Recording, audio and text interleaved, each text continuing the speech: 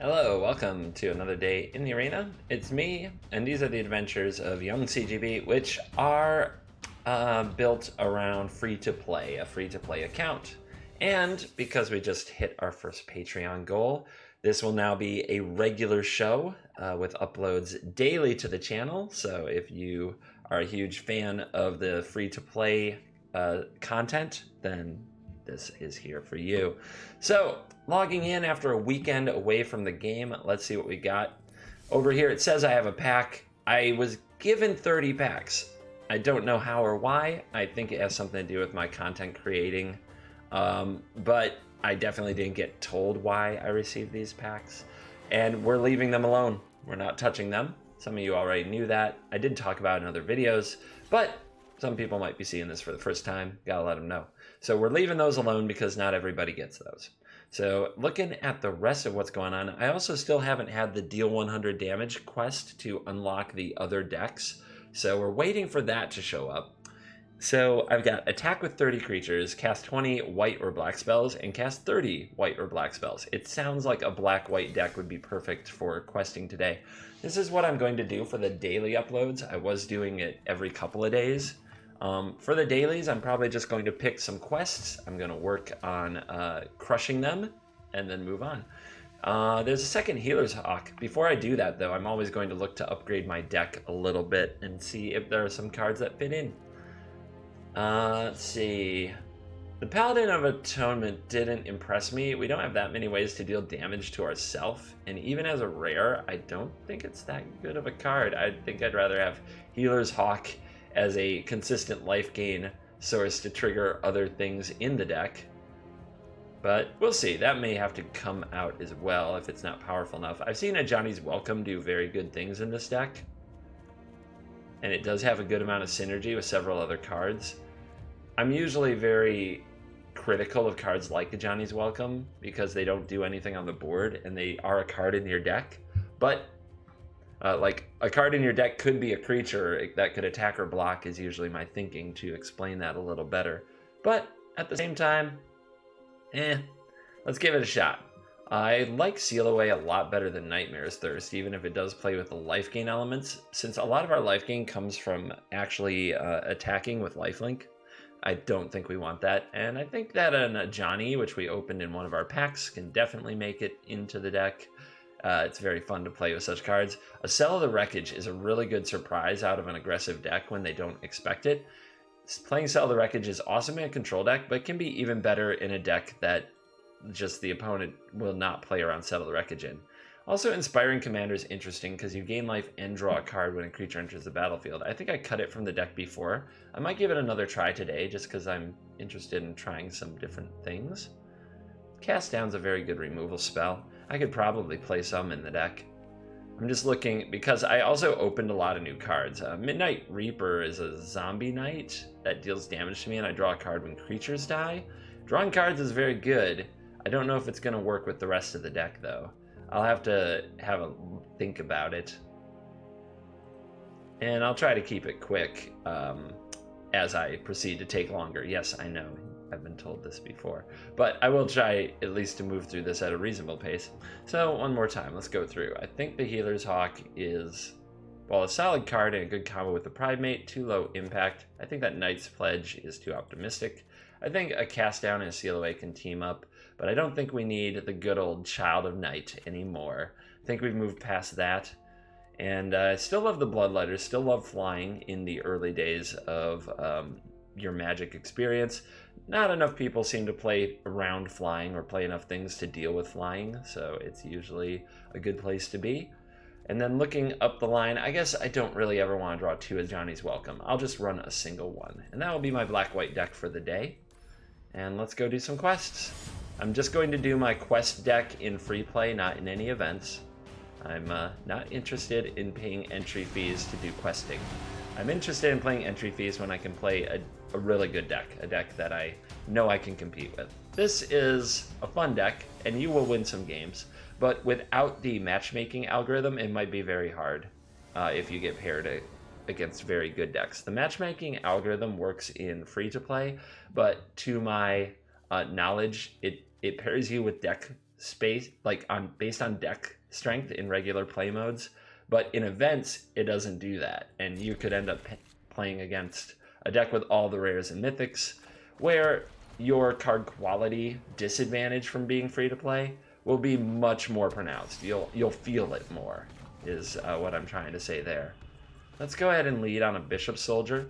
We could play the Legion Lieutenant, but I like playing it when I already have something to buff. We could play the Pridemate, but I like playing it when I already have a life gain trigger about to go off. So that leaves the Bishop Soldier.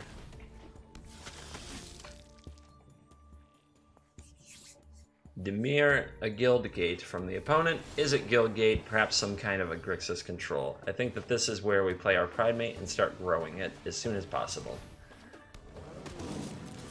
When a Grixis deck has a variety of removal spells usually and can kill a lot of different things, it doesn't usually matter as much which cards you play when, as long as you save your best cards for later. And I think Legion's Lieutenant will be the best one, since this is likely to die to any variety of things. Our opponent says go. I think I'll simply send an attack at them and play another soldier for my plan. Not drawing a land was very sad, and I do expect my opponent to kill something. This is definitely a turn where that you would kill something if you can, and there is murder. Damage, and we'll play another soldier. Could be very bad if our opponent has a way to kill many things. There are cards like Golden Demise and Fiery Cannonade that kill all the small creatures on the board, but here's a shock. And that will kill one of our Bishop's soldiers. But I think that might leave an opening for the Legion Lieutenant.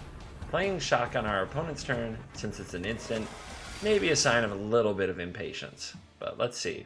It could also be that they have another removal spell, and they're waiting till the very last minute to use it.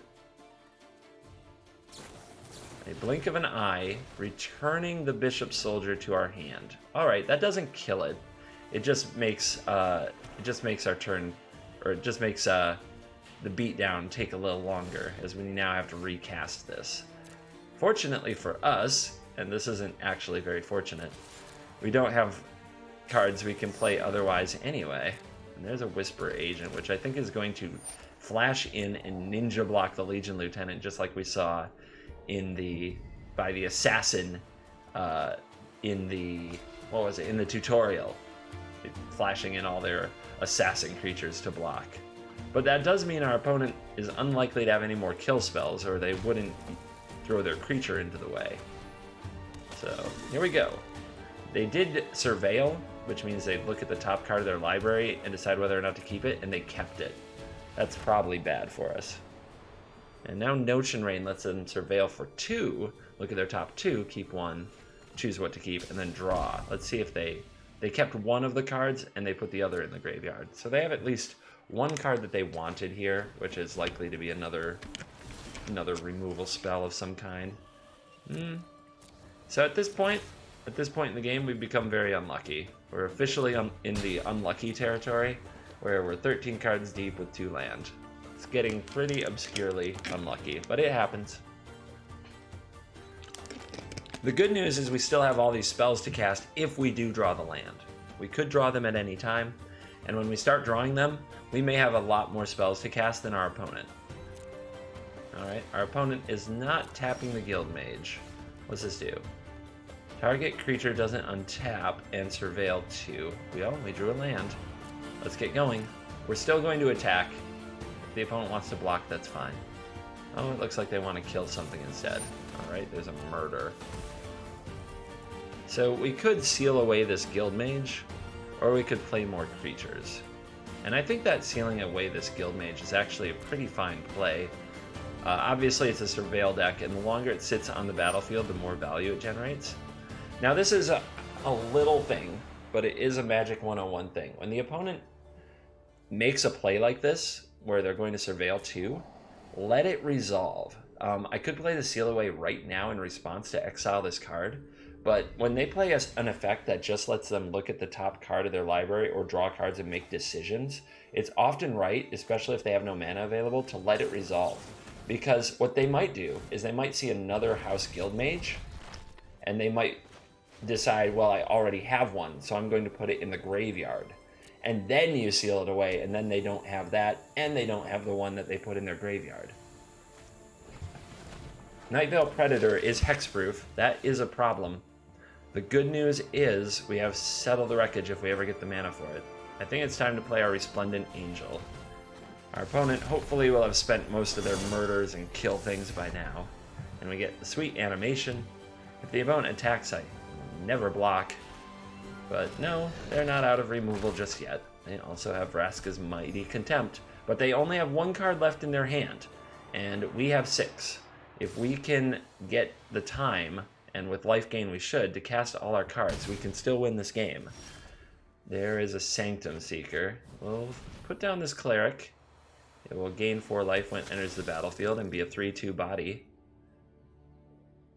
Not something I think the Predator wants to trade with. So it may be a decent threat.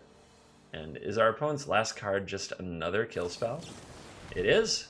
And they will kill this vampire as well. Their plan of killing everything, though, they're using what's called 1-for-1 removal. All of these just kill one thing. And if we just, at the end of the day, have more things, we can still win. So we'll play Call the Feast, which makes 3 things. And now the opponent's spells that kill one thing are much worse.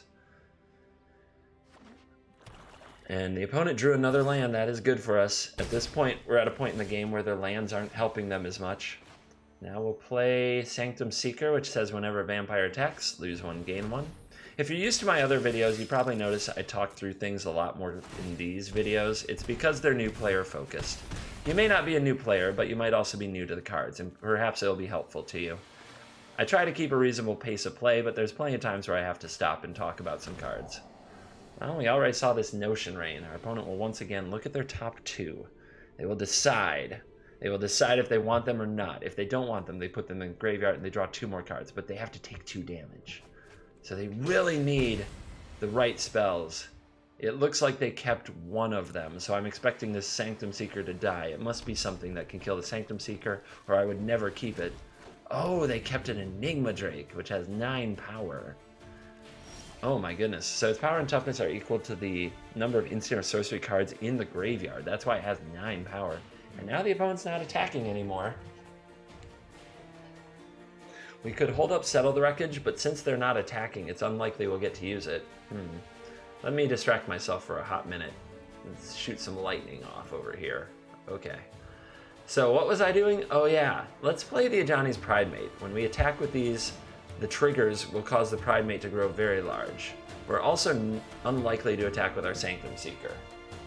Our opponent has 1 more card. It might be a removal spell. So if we attack with this, the opponent can block here and kill it, and I don't like that. But if we attack with our vampires, we get all these life gain triggers, we get a giant Pridemate, and our opponent takes at least 3 damage, probably 4. And there's those triggers. And of course, getting the opponent that low on life, the Vampire Sovereign might just drain them out when we draw land. When it enters the battlefield, target opponent loses 3 life, I gain 3 life. Alright, here we go. Let's use the combo here to grow our Pridemate bigger and bigger. And it looks like we've got this Grixis deck on the edge. A Whisper Agent will enter the battlefield. It can ninja block the tokens.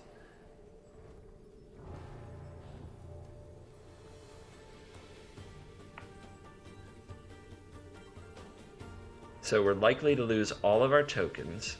We're going to have an 8/8 Ajani's Pridemate and a 3/4 Sanctum Seeker that drains for 1 whenever it attacks or any other vampire attacks. This game is going to be right on the edge. We also are going to have 33 life, which means it's going to be very hard for our opponent to attack and kill us quickly. So we should get multiple looks at playing a Sovereign. Plus we have Settle the Wreckage if our opponent does start attacking us. It looks good. It looks good. Our opponent will have to draw really well. I never thought I'd say it, but I do love this Pridemate in this deck. It's kind of amazing when you can stack a bunch of triggers together and grow it. I thought at first I'm like, it's not a vampire. Oh, look at that. It's a land, but it enters the battlefield tapped. Ah! Alright. We can attack with both. It continues to put pressure on our opponent. They're likely... This has Death Touch, which can kill the Pridemate. But if we do attack with both, there's another trigger, and that means the Whisper Agent has to block the Seeker, which means we keep the Seeker. So I think we try. We think we have to try. It keeps pressure on the opponent as well to keep using spells. And next turn we can start playing Vampire Sovereigns, as well as Settle the Wreckage for any leftover attackers this turn. So that last card, is it another murder or removal spell of some kind? Doesn't look like it is.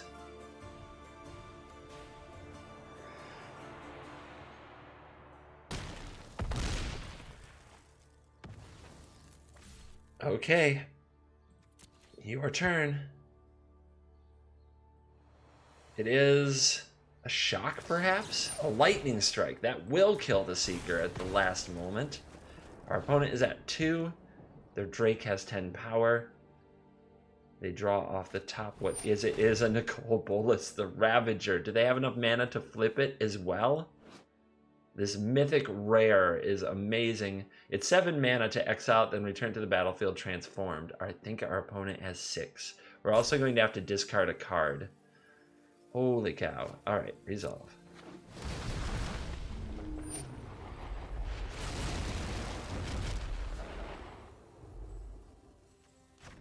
Discard the Champion of Dusk. This Sovereign should win the game. And since our goal is to cast white and black spells for our quests, I'm going to settle his wreckage. Just to get it done.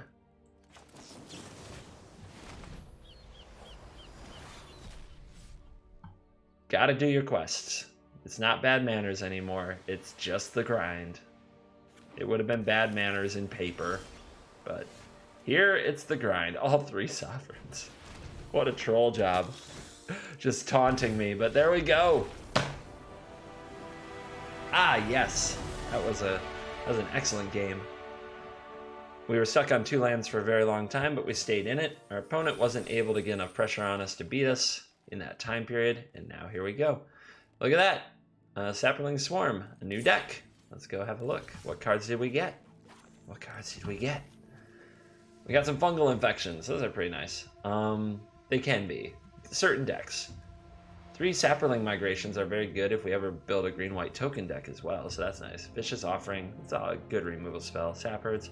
Slimefoot the Stowaway, fun little guy. Rite of Bells Unlock's okay, but it's not like a great rare. Same thing with Twilight Light Prophet, fun card, but not a great mythic. Path of Discovery, not a great rare. Poison Tip Archers are very fun cards, especially in this type of strategy. We might play with those later. Torgar's okay, not really. It's not a very good card. Neither is Verdant Force. Terran-Shaped Dryad, though, is very, very strong. I'm excited about that. And of course, the land. Probably the best card in the whole deck is the Woodland Cemetery. You'll need it for later. But there's nothing there that makes me want to change up my Black-White Eternal Thirst deck. So where are we at? We're still questing away.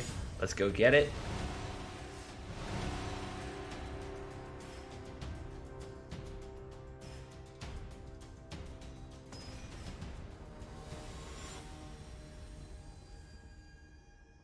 Sweet Ace. Some of these names, but at least they're not your beta code. As we've seen those lurking around. If you don't know what I mean, don't worry about it. Let's keep this hand. It's got 4 lands, it's got a 2-drop, and it's also got 2 very good 4-drops for our deck. And we draw a Seal Away, which is a removal spell. It's nice to have, but it looks like our opponent is on a blue deck. So I don't know how many creatures they're going to play. Many blue decks don't play many creatures, but ours does, our mono blue tempo deck. So it might be that kind of thing. Oh, blue-red. Okay. Blue-red, kill all your things. That kind of thing. Fun. Another tap land. I guess we'll play it since we don't have another use for our mana this turn. And say go. And our opponent does nothing. So they might be looking to counter some of our cards. Well, let's find out. There's only one way to know. Sitting around doing nothing isn't good. Disdainful Stroke. Yep. It's going to be one of those no fun decks. We'll just have to sit over here shooting lightning around. Yep, I'm not gonna play this one. I'm gonna play against somebody else. Yep. No thank you. Would rather not play with Raul. We could draw our one Vraska's Contempt. I just don't. It's like, yeah, why bother? I could go try to find another game where it could be more interesting.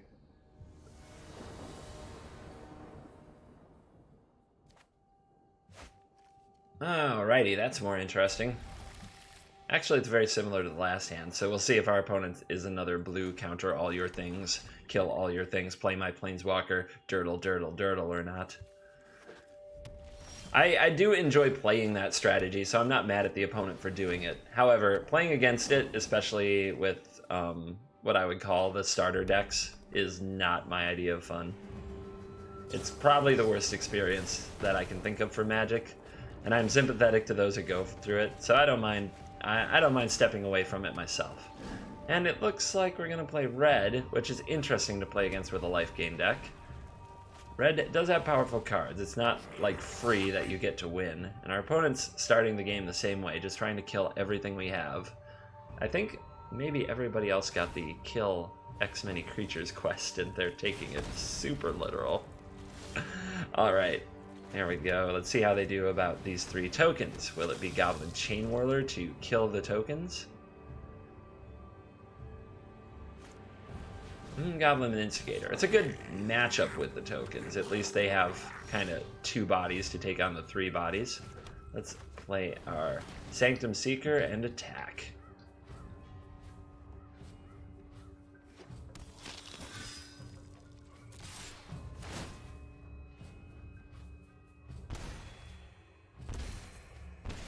Yep, 3 drains. So they lose 3, we gain 3 for attacking with 3 vampires. Then there's going to be the damage and the lifelink. So it's a pretty good twist for us. And we'll see what our opponent has now. Oh, see? They don't like playing against that kind of thing. Maybe they had another color in their deck that they didn't draw. But that is the nature of Magic. There's plenty of games where it's just not the matchup you were looking for. So yay, 1 quest down. I think we still have time to do another here. I think we'll do about these half-hour-ish videos for this account. I can't really get... I can't play at the same speed as the other account, and I can't get through games as quickly because of the card strength in my decks as the other account. So like 20-minute videos probably aren't that doable, but 30 minutes sounds about right.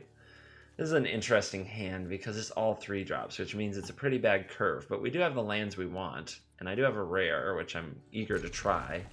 So I'm gonna play it, but I'm not thrilled. Not very thrilled. Red and green and Druid of the Cowl. Uh-oh. Our opponent's gonna get rampant. Hey, we drew a Pridemate. That's a good card to have. Good card to have, my friends. That's a better one. That's a very big creature. Alright, let's get the Bloodletter down. Start draining and gaining and growing the Pridemate. And work on that side of things. I think our hope for dealing is to make our Pridemate as big as we possibly can. I don't want to block. I want to count on my life gain to keep me alive. But we'll see how it goes. Does the opponent have another? Perhaps.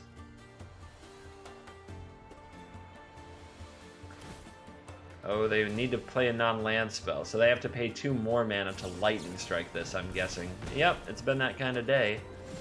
Alright, alright, alright. Well, now I can exile the Ferox with the Seal Away. I feel like I should just do that rather than play the Call the Feast.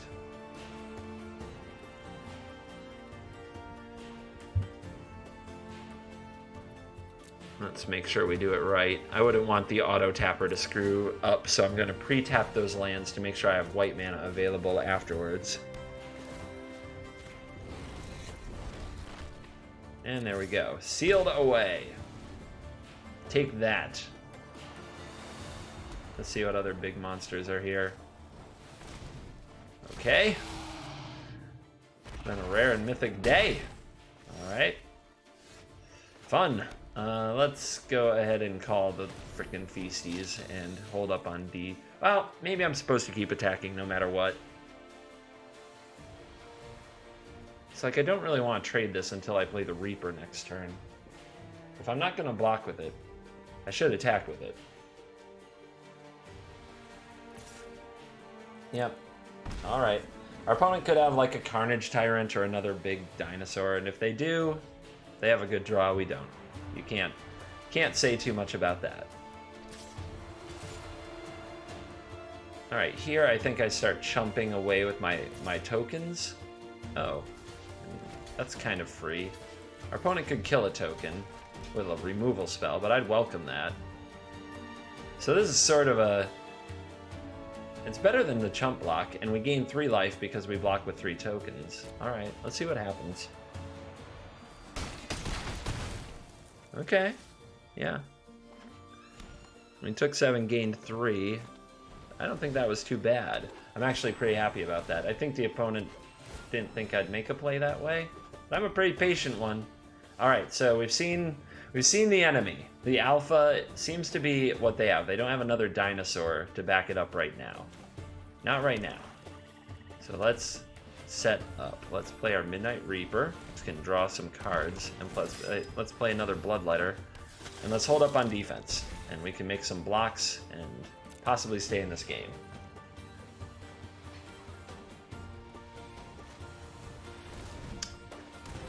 Wow, okay. Alright, so if that was in their hand, then the Rejuvenator had to perfectly hit a red source, and they gave up their Druid of the Cowl, so, so frustrating. So frustrating. It's pretty good. It's a good draw. Excuse me, I'm sorry. Alright, here we go. Here we go. So that puts us up to 7. This is 4 damage, so we can take it, and we can use the Bloodletters to kill something else. We could also put them in front of this. What's the right blocks? I think we could take out the Druid of the Cowl again.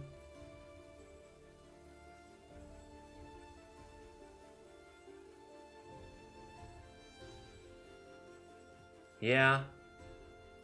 Okay.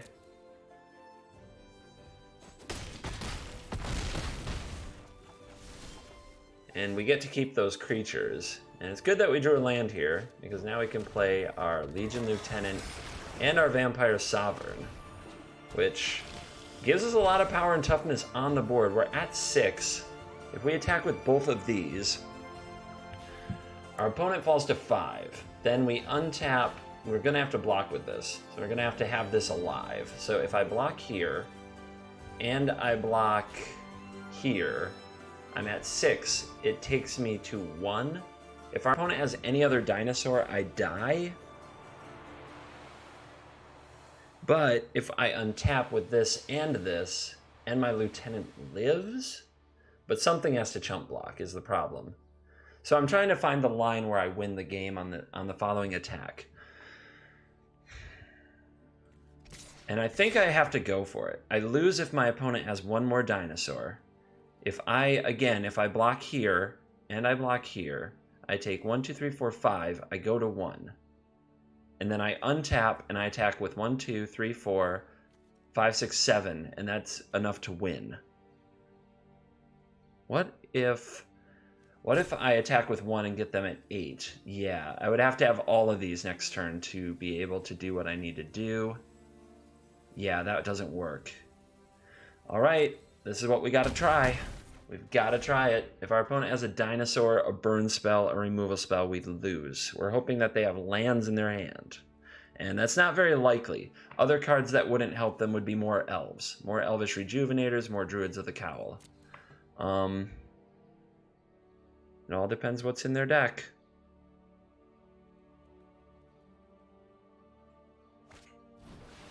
Yeah, that's too good. That's unfortunate. Well, we tried, everybody. We tried. Alrighty.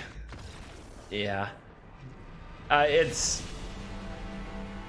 disappointing because we played. I think we played as well as we could. Let me think. Yeah, I actually think I played that one as well as I could. Oh well. We still have some creatures to attack with. I could always say I was achieving that quest. We got a few more quests to complete, but we did stock up some gold for the day. At the end of each week, like on a Friday, we'll use our gold to buy some packs and open some new cards. I think that'll be really fun. I hope you enjoyed the video. Did some fun quest grinding, knocked out the black and white stuff. Next time it looks like we get to play with black and green. That'll be fun. And thank you to all the Patreons, all the patrons, the supporters on Patreon who made this happen and helped us reach our stretch goal to make Young CGB available every single day. I will see you in the next video.